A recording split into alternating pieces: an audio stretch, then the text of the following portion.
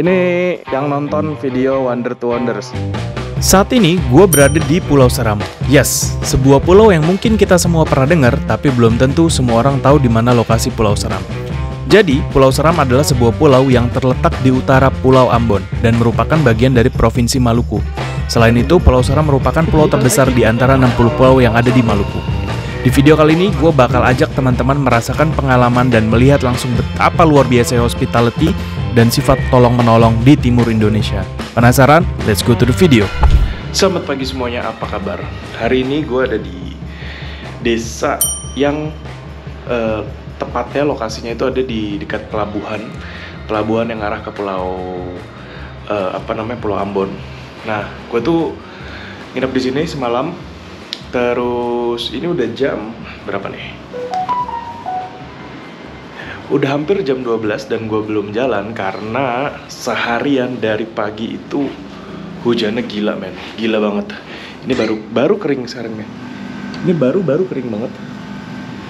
Cuman itu pun masih kayak sedikit rintik-rintik gitulah. Ya, tapi kalau gue nggak jalan, kita nggak jalan-jalan. Oke, gitu aja. Let's go.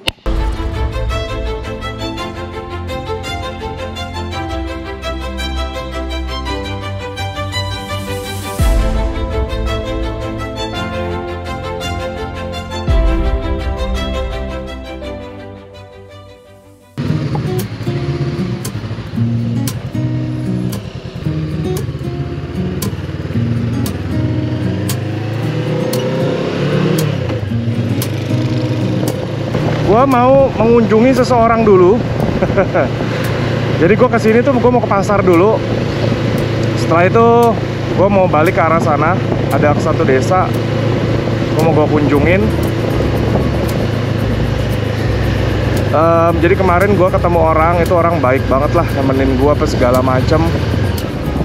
Dan gue mau ke tempatnya dia, gue mau kasih ikan, terus juga gue mau dibuatin papeda sama dia. Mana pasar ya? Sesampai gue di pasar, gue langsung turun dan cari penjual ikan yang paling deket yang bisa gue temuin. Sebenarnya di sini tuh agak sedikit lucu ya. Gue kan tanya berapa harga ikannya. Si ibunya jawab, satu tampak 10.000. Gue pikir satu tampak itu satu ikan. Jadilah gue mau pesan 10 ekor. Usut punya usut, ternyata satu tampak itu kayak semacam satu kantong kresek gitu, bro. Well, pengalaman lucu ya.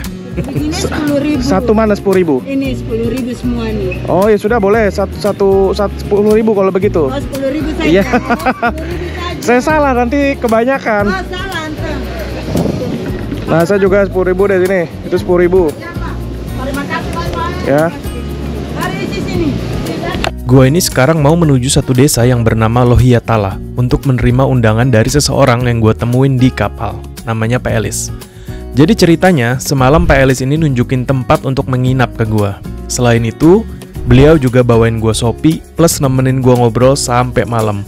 Nah, di tengah obrolan kita, gue sempat ngomong ke Pak Elis kalau gue tuh belum pernah makan papeda selama di Maluku. Inisiatiflah Pak Elis mengundang gue ke rumahnya untuk mencoba papeda yang nanti bakal dia buatkan langsung bersama dengan keluarganya. Kemarin gue dikasih tahu kalau kesini langsung tanya orang aja, nanti dianterin sama orang. Biasanya sih begitu. Cuman gue nggak tahu nih di mana ini. Kita tanya orang aja. Permisi, Bapak. Rumah Bapak Elis tahu di mana, Pak? Di Kampung Besar itu, Pak. Naik sini ke kiri nih. Iya, naik ke kiri ke atas, Pak. Oke, sudah. Makasih ya. Iya, tadi meninggal nggak, Pak? Ke kiri ya? Iya. Oke, makasih.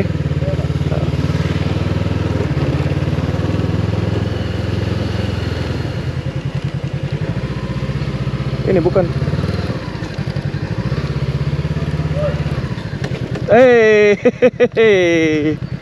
Sampai juga. Halo adik. Ya, kakak. Dadah. Masuk YouTube ya ini ya? Ya. Masukin YouTube tidak? Ya. Boleh lihat? Permisi. Halo Bapak, permisi. Pak Elis mengundang gue ke rumah adiknya untuk menyajikan papeda. Di sini, gue juga berkesempatan untuk melihat proses pembuatan papeda dan juga ikan kuah kuning khas Maluku secara langsung. Ini dari batang sagu, Batang sagu. pohon sagu ini. Artinya digulung, Dipukul. pukul ya. Jadi kemarin gue pernah di Bali tuh lihat, katanya jangan lihat dari, saya lihat satu, jangan lihat dari insang, karena kalau insang, kalau misalnya di Jakarta gitu, insang tuh suka dikasih darah, Iya. jadi dia merah. Jadi kalau benar-benar mau lihat yang bagus itu lihat dari mata. Dari mata. Oh, Kalau matanya sudah merah berarti ikan kebanyakan minum ya Pak? Iya. Iya lagi. Jadi, proses pembuatan papeda adalah dengan menumbuk singkong sampai halus dan kemudian hasil tumbukannya disimpan di dalam baskom yang diisi air. Lalu, saat siap dimasak, hasil tumbukan tadi nantinya akan diberi air panas sedikit demi sedikit dan kemudian diaduk sampai adonan berubah menjadi seperti agar-agar. Kuahnya saja. Kuah nanti ikannya taruh di sini supaya biar jangan.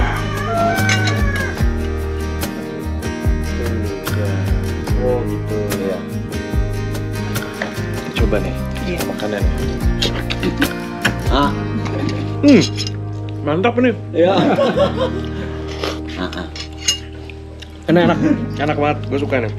Tanpa melebih-lebihkan, gue harus bilang bahwa papeda clearly jadi salah satu makanan favorit baru buat gue. Rasa papeda itu sebenarnya hambar, tapi saat dimakan dengan kuah ikan kuning, perpaduan rasa itu bener-bener top banget deh pokoknya. Cuman tetap, mungkin yang bikin santap siang gue ini jadi terasa lebih enak adalah kehangatan keluarga Pak Elis. Yang dengan segala keterbatasannya, Pak Elis malah mengundang gue, seseorang bahkan dia nggak kenal sebelumnya, untuk datang ke rumah dan bersantap siang bersama keluarganya. Sebenarnya, gue itu masih mau berlama-lama di sini. Bahkan, Pak Elis dan keluarga mempersilahkan gue nginep di rumah mereka. Tapi karena keterbatasan waktu yang gue miliki, terpaksa gue harus izin pamit untuk melanjutkan kembali perjalanan. Terima kasih banyak ya. Terima kasih banyak. Elis, terima kasih semuanya. Nanti saya main lagi ya. Terima kasih.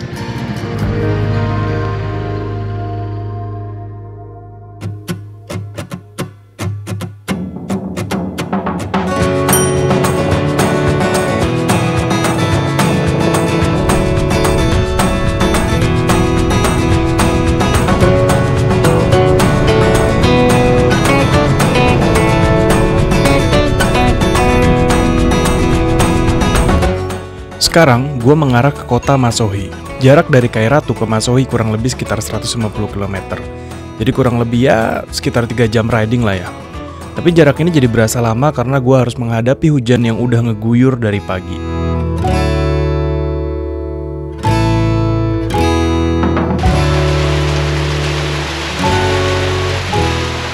Dari pagi bro hujan terus. Dari kemarin tuh gue nyampe Ambon. Memang gue dikasih tahu sedang musim hujan, tapi pas kemarin gue di Ambon itu nggak hujan, sama sekali nggak hujan. Sampai kemarin tuh nggak hujan tuh. Pokoknya pas gue mulai riding itu udah mulai hujan. Kayak males gitu mau riding. Mudah-mudahan besok udah cerah ya. Masohi kurang lebih 1,5 jaman lagi, 1,5 jam atau 2 jam. But we'll see lah.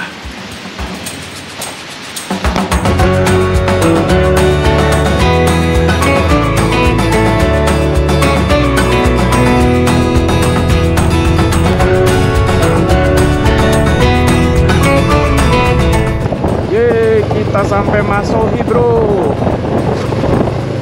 Maluku Tengah. Yes, sampai. Ini kota rame bro.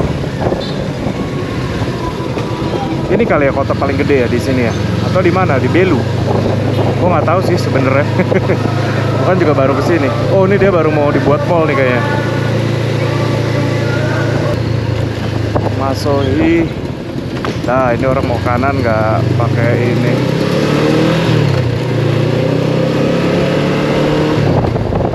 Bagus kotanya, kayak jalannya gede gitu, kayak dia memang mungkin pemerintah memang sudah mempersiapkan biar kota ini berkembang dan maju.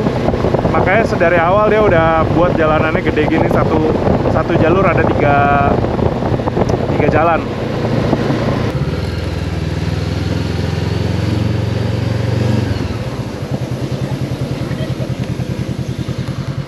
Ini hotel kita.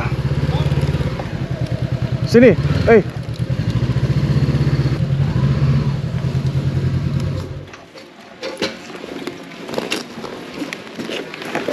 Brian nih. Oh iya, apa kabar? Ini yang nonton video Wonder to Wonders dari Mas Ohi. Diarahin ke sini. Dari di mana tinggal ya? Oh, depan rumah sini. Oh, pantesan. Check in dulu deh. Selamat pagi semuanya, apa kabar? Hari ini tuh, aduh, gue bingung ini jam 11 dan gue masih belum jalan karena lo lihat. Ini kalau di kamera nggak begitu kelihatan, tapi ini hujan, deras banget. Jadi dari semalam di Pulau Seram itu, bukan dari semalam, dari kemarin pagi sampai pagi lagi nih, sampai siang nih sekarang. Dari pagi kemarin sampai siang sekarang nih masih hujan terus-terusan. Dengar nggak nih suaranya makin deras nih? Udahlah, kita lihat aja kayak gimana sikonnya hari ini. Kalau gue mau jalan ya gue jalan nanti, tapi kalau enggak ya gue bakal stay di sini buat ngedit video. But we'll see lah. Lihat nih. Makin deras kan? Nggak stop-stop.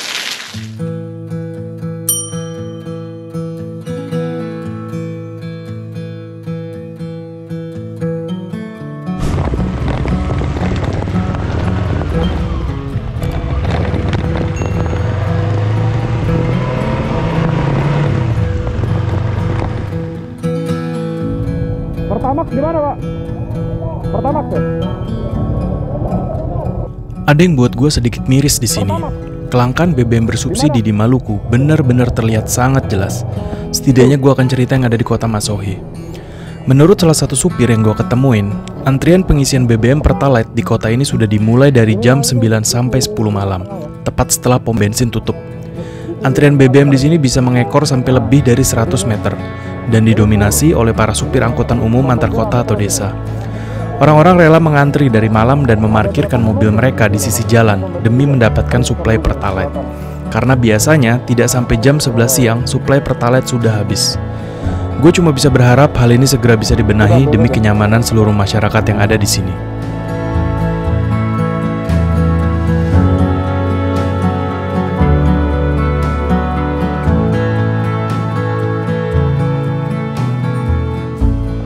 Gue jujur aja ya bro, ekspektasi gue soal video nanti di Pulau Seram dan di Maluku Tengah ini, gue tidak berekspektasi terlalu tinggi. Hasilnya ya, kenapa? Kondisi kayak begini nih, ini sulit banget buat gue ngambil gambar. Gue dari kemarin aja mau ngedrone tuh gak jadi-jadi gara-gara ya hujan. Gak bisa kan drone di ini, diterbangin lagi hujan. Kayak apa lautnya? Gila ya. Ini dari tadi hujan berhenti, hujan berhenti, hujan berhenti. Halo. Gue mau ngambil kamera 360 aja nggak bisa. Susah. Udah tuh lautnya. Ini padahal keren banget ini. Gue bingung sih, maksud gue kemarin itu pas gue nyampe Ambon cuaca cerah, terang beneran. Cuaca cerah, terus nah kan ini hujan lagi nih. Ini hujan lagi nih. Oke, gue matiin kamera dulu, sialan. Karena hujan semakin deras, gue akhirnya mampir sebentar di salah satu warung untuk berteduh sambil sekalian ngopi. Di sini ada yang menarik. Gue sempat berjumpa dengan salah satu penduduk yang berasal dari suku Naulu. Suku Naulu merupakan suku asli Pulau Seram yang dulunya tinggal di atas gunung. Namun saat ini sudah turun dan bermukim di berbagai wilayah di selatan Pulau Seram. Yang menjadi ciri khas suku Naulu adalah ikat kepala merah yang selalu mereka gunakan. Suku Naulu bisa teman-teman jumpai di jalan-jalan yang terbentang di sepanjang jalur selatan Pulau Seram. Sebenarnya ada beberapa adat kebiasaan suku Naulu yang cukup ekstrim dulunya dan beberapa bahkan masih dilakukan sampai sekarang. Tapi nggak bakal gue bahas karena gue harus benar-benar bertemu dengan tetua adat suku ini untuk memvalidasi info yang gue dapat. Maybe next time. Oh iya, silakan. Makasih, kakak. Ini ada pengamanan gini. Apa kayak pemblokadean gitu ya. Jadi kemarin itu sempat ada yang berseteru antar dua kampung dekat-dekat sini. Jadi kayaknya ya polisi ngamanin lah. Jadi nggak ada yang kerusuhan lagi gitu. Waktu itu sempat ada rusuh gitu. Masalah kayaknya masalah batas tanah atau masalah gimana gitu. Ya akhirnya jadi ribut. Bahkan kalau gua nggak salah dengar ada salah satu kampung kepala desa itu dibakar, men. Ya mudah-mudahan nggak ada lagi ya. Kita damai-damai aja lah hidup ini. Sedikit gue mau bahas soal kondisi sosial masyarakat di Maluku.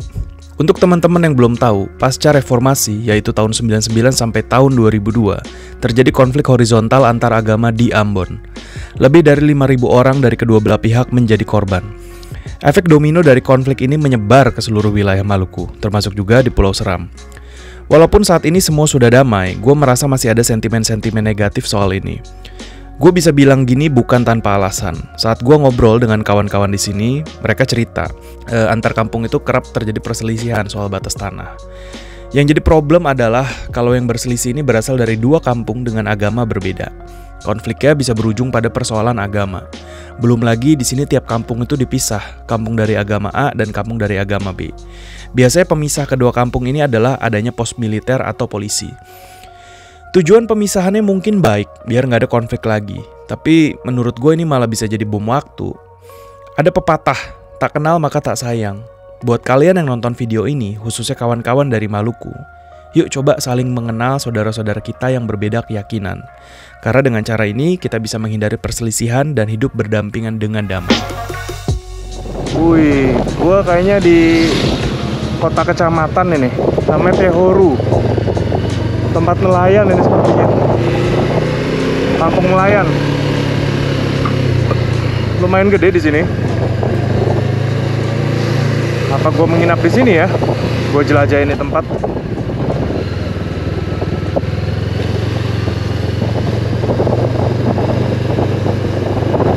Sekalian makan. Ada tempat makan, ada tempat makan. Gue stop deh. Ini boleh nih, rumah makan kopi Tehoru Minang.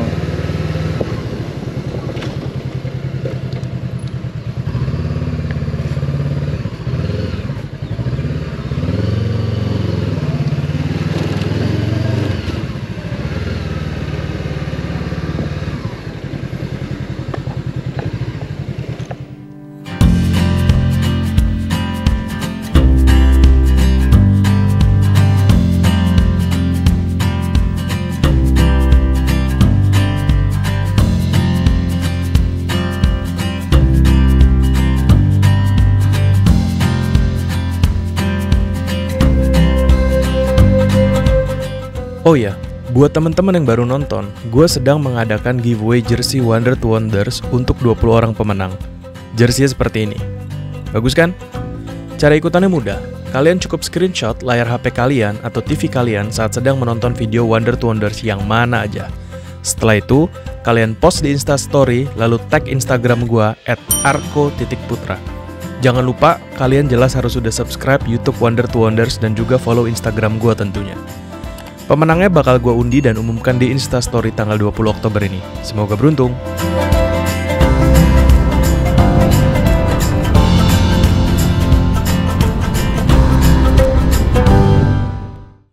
Permisi Bu, saya mau nanya, di sini ada penginapan tidak? Ya, Penginapan.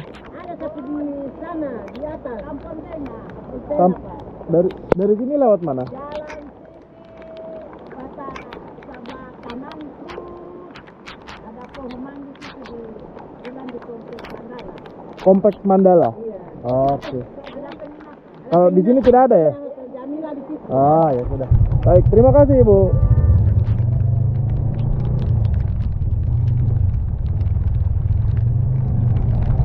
Permisi. Penginapan Jamila di mana ya, tahu? Lurus aja. Oh ya. Masih jauh tidak? Masih jauh. Dekat. Jamila Bapak. Hah? Ada di situ. Dekat sini tidak ada ya? Di sini ada Bapak. Oh. Baik. Masih jauh tidak dari sini, dekat ya?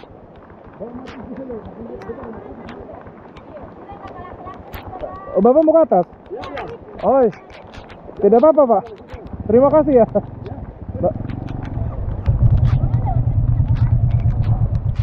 Laut situ? Ya, baik, terima kasih Mas. Terima kasih. Gua udah nggak tahu deh nih, gua nginep, ketemu tempat nginep ya udah cari aja.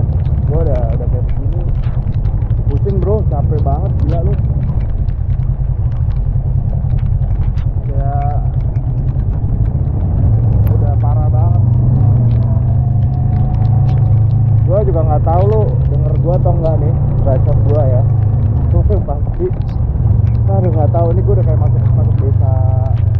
Jadi jalan utama desanya itu di sebelah sana. Nah ini, jalan utama desa, jalan lintas provinsi itu sebelah sana. Ini kayak kecamatan gue udah nggak konsen, udah amat deh. Kecamatan apa? Lupa gue, nanti gue tulis aja di bawah.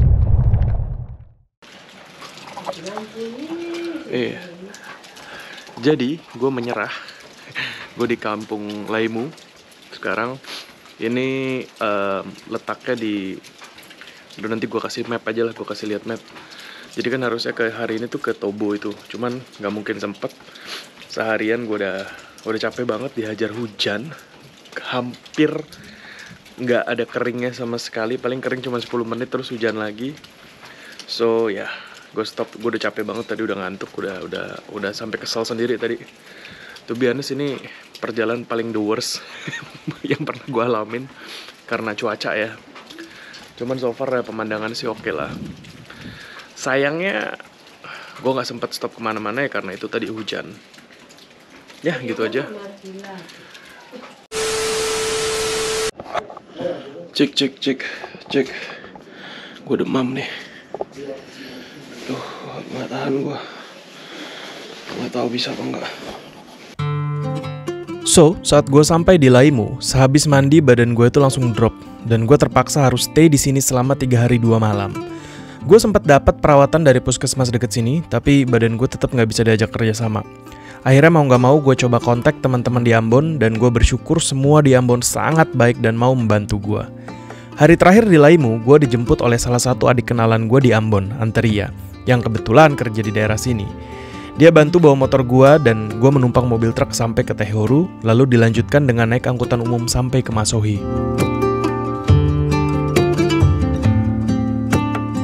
Sampai di Masohi, gua langsung disambut Brian dan diantar ke RSUD Masohi untuk mendapatkan perawatan yang lebih proper. Ya cuman tetap gua nggak bisa lanjutin perjalanan. Gue tuh nggak memperkirakan bahwa di bagian timur Indonesia ini atau di Maluku itu musim hujannya kan kebalik sama yang di wilayah barat Indonesia. Jadi kalau di sini itu justru pertengahan tahun lagi musim hujan. Kalau di Jawa kan atau di bagian barat Indonesia ya musim hujan itu biasa akhir-akhir tahun kan. Akhir-akhir tahun terus mendekati ke awal-awal ke pertengahan tahun itu musim hujan. Kalau di sini kebalik pokoknya.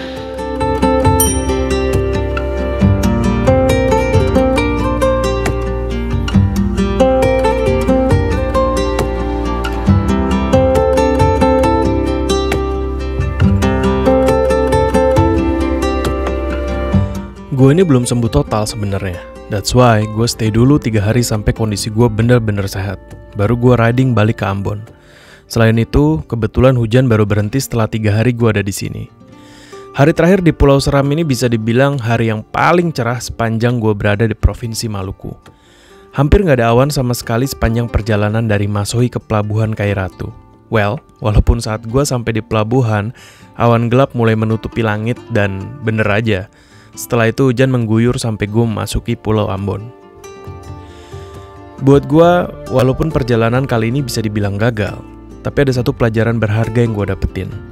Kadang-kadang, gak semua apa yang kita harapkan itu selalu berjalan mulus tanpa ada kendala dan masalah. Gak peduli sesempurna apa plan yang udah lu buat, ada kalanya kita harus mundur dan menyerah pada keadaan.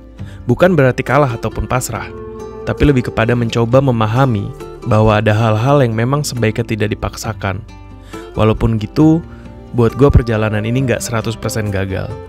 Di sini gue belajar tentang keramah tamahan, gue belajar soal tolong menolong, dan juga belajar soal indahnya perbedaan. Gua Arko Wonder to Wonders, I'll see you on the next video. Bye.